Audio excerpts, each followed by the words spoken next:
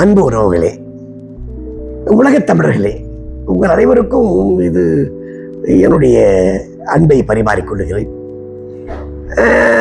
நாங்கள் எங்கே சென்னையில் இருக்கும்போது, இப்போ நான் மஸ்கட்டில் இருக்கேன். சென்னையில் இருக்கும்போது பார்த்தீங்கன்னா என்னுடைய இது மகன் வீடு, அது மகள் வீடு. அங்கே எல்லாம் நாங்கள் ஒரு 5 பேரும் கார் எடுத்துட்டு எனக்காக லீவு நாள்னால் ஏதாவது மாலுக்கு, ஏதாவது படத்துக்கு, கடுமையாக உழைக்கக்கூடிய மனித உள்ளங்கள்லாம் என்ன பண்ணுதுன்னா ஏதாவது ஒரு மகிழ்ச்சியை தேடுது. இது இயற்கை. இது மனுஷங்கிட்ட மட்டும் இல்லை, மிருகங்கிட்டே இருக்கு. நாங்கள் ஒரு நாள் என்ன பண்ணோம்னா பீச்சுக்கு போயிருந்தோம், கடற்கரைக்கு போயிருந்தோம். காரை பார்க் பண்ணுறதுக்கு மட்டும் கொஞ்சம் லேட் ஆச்சு. பார்க் பண்ணிட்டு வந்துட்டான் என்னுடைய பேரன். வந்துட்டு நாங்கள் கடற்கரைக்கு போயிட்டு ஜாலியாக, என் பொண்ணுக்கு இது ரொம்ப ஆர்வம், இந்த பந்து ரிங்கு போடுறது, ஒரு சின்ன சின்ன பொம்மைகளை அது செலவு பண்ணுற காசு வேற, கிடைக்கிற பரிசுங்கிறது கொஞ்சம் தான் இருந்தாலும் அது ஆனந்தம். எனக்கு என்னன்னா மகிழ்ச்சியாக வாழணுங்க. மகிழ்ச்சி எப்படி இருந்தாலும் பரவாயில்லைங்கிற நான். எதுவாக இருந்தாலும் அளவாக இருக்கணும். மகிழ்ச்சி கூட அளவாக இருக்கணும். அது கூட அளவுக்கு மிஞ்சினால் ஆபத்து. ஓவரா ஆட்டம் போட்டார் மகிழ்ச்சியில. ஒரு கல்யாணத்துல ஒரு பையன் அவ்வளவு டான்ஸ், மகிழ்ச்சி, சந்தோஷத்துல உச்சிக்கு போனாரு, மாரடைப்புல செத்து போயிட்டாரு. அது கூட ஆபத்து. பீச்சுக்கு போகணும், அப்படியே அப்படியே அப்படியே பாட்டு ஒரு 1/2 மணி நேரம் அப்படியே சுற்றிட்டு இருந்தோம். அப்புறம் அந்த கடலோரமா போயிட்டோம். அங்க சோளம் நல்ல சூடா கொடுத்தாங்க. அப்படியே சாப்பிட்டுக்கிட்டு என் மனைவி, என்னுடைய மகள், என் மருமகன், என் பேரன், அவர் தான் தேரோட்டி, காரோட்டி, எல்லாம் போயிட்டு அப்படி ஜாலியா பார்த்துக்கிட்டே இருக்கிறோம். சந்தோஷமா தான் இருந்துச்சு. அப்படி ஒண்ணு இருட்டா கூட ஆயிடல அந்த நேரம். அதுல ஒருத்தர் கொஞ்சம் தண்ணி போடுவார் போல, இது தெரியுது பார்த்தால. அவரு கடல்ல கொஞ்சம் இறங்கினாரு, கொஞ்சம் முனைக்கு போனாரு, தண்ணிக்குள்ள போனாரு, அலைகளுக்கு மத்தியில் போய் விளையாட ஆரம்பிச்சார். அவங்க சம்சாரம் பாவம், அது மெல்லிசா கிடக்கு, பாவம் பலகீனமா இருக்குது, பாவமா இருக்குது. அது ஏங்க வாங்க வாங்க வாங்கன்னு குரல் கொடுக்கும். அவரு காதுலயே வாங்கிக்கல. அவருக்கு உச்சத்தில் இருக்காரு. ஒரு உச்சத்துல மாதிரி விளையாட்டுன்னா விளையாட்டு, அப்படி விளையாட்டு, இப்படி குதிக்கிறாரு, அப்படி குதிக்கிறாரு, டால்பின் ஸ்டைல்ல போறாரு. அப்புறம் இந்த அம்மாவை கூப்பிட்டு வாங்க முதல்ல அப்படின்னு கொஞ்சம் வேகமா குரல் கொடுத்தோன்னு வந்துட்டார் கரைக்கு. நாங்க உட்காந்து வேடிக்கை பார்த்துட்டு இருக்கோம். நல்ல ஜம்முனே பையன் ரொம்ப அழகான சேர் வாங்கி கொடுத்துருந்தான். அதுல நாங்க 2 பேரும், நானும் என்னுடைய மனைவியும் உட்காந்துட்டு இருக்கோம். பேரன் ஏதோ வேடிக்கை பார்த்துட்டு இருக்கான். என் மகள் எங்களோட தான் இருக்கா. என் மருமகன் அப்படியே அவரும் ஏதோ செல்போன்ல யாருடைய பேசிட்டு இருக்காரு. சூழ்நிலை இப்படி இருக்கு. இந்த கொஞ்சம் போட்ட ஆளு ஆர்ப்பாட்டம் தாங்காம கரெக்டா பண்ணியிருந்தவர் அவர் கரைக்கு வந்துட்டார். வந்தவர் இந்த பொண்ணோட அக்கா பையன் ஒருத்தர் தான், சின்ன பையன், அவனை தூக்கிட்டு போயிட்டார். தூக்கிட்டு போய் அலைக்கு மத்தியில தூக்கி தொப்புன்னு போடுறாரு. அந்த பையன் பாவம் பயந்துட்டான்.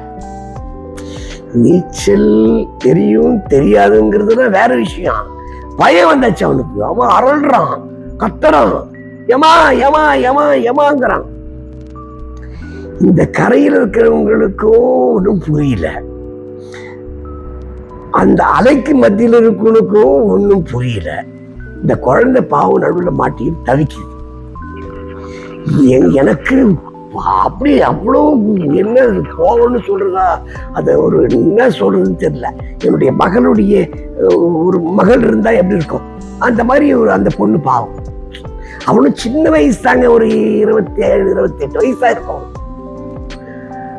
ஒரு ட்ரௌசர் ஒன்று போட்டு ஒரு பாட்டு ஆட்டம் ஆடிட்டு இருக்காரு. அப்புறம் சத்தம் போட்டு ஒருத்தர் இறங்கி போய், அவங்க சொந்தக்காரனே வேகமா போய் அந்த குழந்தை தூக்குனா மயக்கமே போடுச்சு. அது மயக்கம் போட்டு பேச்சு மூச்சு கிடையாது, தண்ணி நிறைய குடிச்சிச்சு. அதை எடுத்தாந்து அது எல்லாம் அது வந்து பம்ப் பண்ணி அது தண்ணி எடுக்கிறாங்க. அப்பவும் அவரு அலை மேல குச்சிட்டு ஆடிட்டு இருக்காரு. அவரும் மயக்கி போட்டு விட்டார். அதை வந்து ஒரு ஆள் போய் அவரை மொல்லமா தூக்கிட்டு வந்து 108 ஃபோன் பண்ணி இப்படி பாருங்க, ஒரு மகிழ்ச்சியா சந்தோஷமா ஒரு குடும்பம் போய் அந்த இடத்துல இருக்கணும்னு போகுது, அது ஒரு ஆளுக்கு எடுத்துக்கிட்டான் பாருங்க. ஏன்னா எதுவா இருந்தாலும் சரிங்க, ஒரு அளவுக்குள்ள இருந்தா பிரச்சனையே கிடையாது.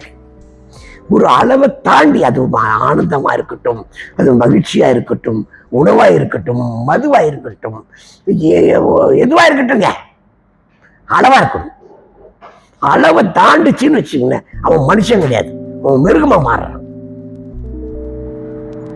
மாறிட்டானா இவனும் பெயிண்ட் ஆகி விழுந்துட்டான், மயக்கமாகி விழுந்துட்டான், அழைக்கிறது இல்லை. இந்த பொண்ணு சொல்லுது அப்படியே போட்டு விடுந்து. எவ்வளவு வெறுப்பு இருக்கும் அந்த பிள்ளைக்கு, பாவம் எவ்வளவு வேதனை இருக்கு பாவம். ஒரு பக்கம் புருஷனுக்காக தவிக்குது, ஒரு பக்கம் போய் தொலைட்டோம் அப்படிங்குது. அப்புறம் 2 பையனையும் மொல்லமா கூப்பிட்டு வந்தா இந்த பையனுக்கு கொஞ்சம் ப்ரெஸ் பண்ணி தண்ணியெல்லாம் எடுத்து 108க்கு ஃபோன் பண்ணி வேன் வந்து அந்த சூழ்நிலை, அந்த கடற்கரை மகிழ்ச்சியான ஒரு சூழ்நிலை கட்டுப்போச்சு. ஒரே ஒரு ஆளால, ஒரே ஒரு குடிகாரனால அந்த ஏரியாவே மகிழ்ச்சி இழந்து போச்சு. கூட்டம் கூடி போச்சு. 108 வந்து இந்த 2 பேரையும், அந்த குழந்தையும், இந்த ஆட்டம் போட்டான்ல ஒருத்தன், அவன் பெயிண்ட் ஒன்றும் தெரியல அவருக்கு, அவரையும் தூக்கி வண்டியில போட்டு ஹாஸ்பிட்டலுக்கு கொண்டு போய் அட்மிட் பண்ணி சிகிச்சை போயிட்டு இருக்கு. எனக்கு மனசு கேட்கல. நான் கொஞ்ச நேரம் கழிச்சு வண்டி எடுப்பா அப்படின்னு சொல்லிட்டு என் பேரனை சொல்லி வண்டி எடுத்துட்டு நாங்கள் இந்த ஹாஸ்பிட்டலுக்கு எங்கே போனாங்கன்றதை மட்டும் அவங்க உறவுக்காரங்கிட்ட கேட்டு அந்த ஹாஸ்பிட்டலுக்கு போனோம். அந்த ஹாஸ்பிட்டல் தான் தெரியுமா உங்களுக்கு, ஒரு ஆள் உள்ள வரக்கூடாது, வந்தா சுத்தமா சொத்து பத்து என்ன இருக்குதுன்றத மட்டும் விவரம் கேட்டுக்கிட்டு முடிச்சிருவாங்க. நல்ல டாக்டர்ஸ் இருக்கிறாங்க, நான் இல்லைன்னு சொல்லலை. இந்த பையனுக்கு சிகிச்சை ஒரு பக்கம் போயிட்டு இருக்கு. அவங்க இந்த பையனுடைய உறவுக்காரங்க ஒரு பக்கம் கண்ணீரும் கம்பளையுமா ஒரு பக்கம் உட்காந்துருக்காங்க. இந்த பொண்ணோடு அந்த புருஷனுடைய மனைவி, அவங்க சொந்தக்காரன், அவங்க அப்பா அவரும் ஊர்ல இருந்து வந்துட்டார். எல்லாம் ஒரு பக்கம் உட்காந்து அழுதுட்டு இருக்காங்க. மகிழ்ச்சி தொலைஞ்சே போச்சு. அங்க நர்ஸ், என்ன சத்தம் இங்க, இது எல்லாம் ஆஸ்பத்திரி, அமைதியா இருக்கணும், எல்லாம் வெளியே போங்க அப்படின்னு அது விரட்டு. அது வேலையை செய்து பாவம். இவங்க வலி, உறவு, மனித உறவுங்கிறது இவங்களுக்கு தெரியுது. இப்போ நெடிய மரம் இருக்குன்னு வச்சுக்கோங்களேன், அது நல்லா வளர்ந்துருக்கு. ஆனா ஒரு சூறாவளி காத்துல முதல்ல விழுது அந்த மரமா தான் இருக்கும். வாழ்க்கை சுகமானதுங்க, அது ரசிக்கணுங்க, அந்த வாழ்க்கையை ஏத்துக்கணுங்க. வாழ்க்கை நமக்கு இறைவன் தந்த வரம். நல்ல மனைவி, குழந்தைகள் நமக்கு கிடைச்ச வரங்கள். அதை நம்ம கொஞ்சம் நல்ல சந்தோஷமா இருப்போமே. நமக்காக வாழ்ந்த காலங்கள் போச்சு, மனைவிக்காக வாழ்ந்த காலங்கள் போச்சு, குழந்தைக்காக வாழக்கூடிய காலங்கள் வந்தாச்சு. அப்போ நம்முடைய பாடி ஷேப், நம்முடைய மைண்ட் ஷேப் எல்லாமே மாறித்தான் ஆகணும். உடம்ப ஒருத்தன் நேசிக்கணுமா இல்லையா, அவனை காதலிக்கணுமா இல்லையா, அவன் உடம்புக்கு அவன் ரசிகனா இருக்கணுமா இல்லையா, தான் உடம்பு தான் இதாலதான் கெட்டு போகுதுன்னு தெரிஞ்சு தெரிஞ்சு தெரிஞ்சு கூட அந்த தப்பு பண்றான்னா அதுக்கு பேர் ஆணவமா, அகங்காரமா, என்னன்னு சொல்லுங்க, நீங்களே சொல்லுங்க, நியாயமானு சொல்லுங்க. உங்களுக்கு தெரியாதா, சொல்லுங்களேன். மனசு எனக்கு வீட்டுக்கு வந்துட்டாங்க, அவங்க யாரோ, சாதி கிடையாது, மதம் கிடையாது, என்னுடைய மனித இனம், அவ்வளவுதான். எனக்கு படுக்கிறேன், தூக்கம் வரலைங்க, எனக்கு இந்த பக்கம் வேற. என் ஒய்ஃபு கேட்குறேன், என்னங்க ஆச்சு, இப்படி எனக்கு மனசே சரியில்லை. மனசு சரியில்லைன்னா எனக்கு தூக்கம் வராது. என்கிட்ட இருக்கிற ஒரு கெட்ட பழக்கம் அது. மனசுக்கு அந்த மூளைக்குள்ளார ஏதாவது கரப்பாம்பூச்சி போயிடுச்சுன்னு வச்சுக்கோங்களேன், ஏதாவது எனக்கு தூக்கம் வராது, பசி எடுக்காது. அப்படியே ஒரு மாதிரி நான் யார்கிட்டையும் பகிர்ந்துக்க மாட்டேன். பெருசா உணர்வுகளை பகிர்ந்துக்க தெரியாத ஒரு பிறவி நான் அப்படியே பிறண்டு படுக்கிறேன், உருண்டு படுக்கிறேன், தூக்கம் வரலைங்க. 1:30 மணி ஆச்சு, 2:30 மணி ஆச்சு. அப்படியே எப்படியோ தெரியல, கொஞ்சம் அப்படியே உறங்கிட்டு இருக்கேன். மறுநாள் காலேஜ் போயிட்டான் என் பேரு. அவர் எங்க மாப்பிள்ளை வேலைக்கு போயிட்டாரு. கார் இருக்கு, நான் ஓட்டுவேன். எல்லா காரையும் ஓட்டக்கூடிய ஆள் தான். இப்பெல்லாம் தொடர்றது இல்லைங்க, தொடக்கூடாதுன்னு ஒரு ஆணை எங்க பேரங்கிட்ட இருந்து. அதுக்கப்புறம் ஒரு நாள் என் பேரன் ஃப்ரீயானா, காலேஜ் அன்னைக்கு இல்லை, கொஞ்சம் கார் எடுப்பா அப்படின்னு சொல்லிட்டு அந்த ஹாஸ்பிட்டலுக்கு நேராக போகலான்னு போனால் ஒரு பக்கம் அந்த குழந்தையோட உறவினர் ஒரு பக்கம், இவங்க ஒரு வார்டில் அந்த பையன் காலையில் ஆடி பாடி டான்ஸ் ஆடிட்டு இருந்ததை ஒருத்தன், அவன் ஒரு பக்கம். இந்த பையன் இது வரைக்கும் நல்ல காலத்தில் அந்த குழந்தை தப்பிச்சிச்சு. அந்த குழந்தைய டாக்டருக்கு காப்பாற்றிட்டாங்க. இல்லை, நீ கொஞ்சம் யோசனை பண்ணி பாருங்க, இந்த குழந்தைய காப்பாத்தல, ஏதோ ஒண்ணு ஆயிடுச்சு. இந்த கொஞ்சம் சாப்பிட்டுட்டு இந்த தண்ணியோட போய் ஆடினவரு குற்றவாளி ஆயிடுவாரா இல்லையா? நீ அப்புறம் இன்னும் குற்றவாளி இல்லைன்னு சொல்ல முடியுமா? குற்றவாளி தானே.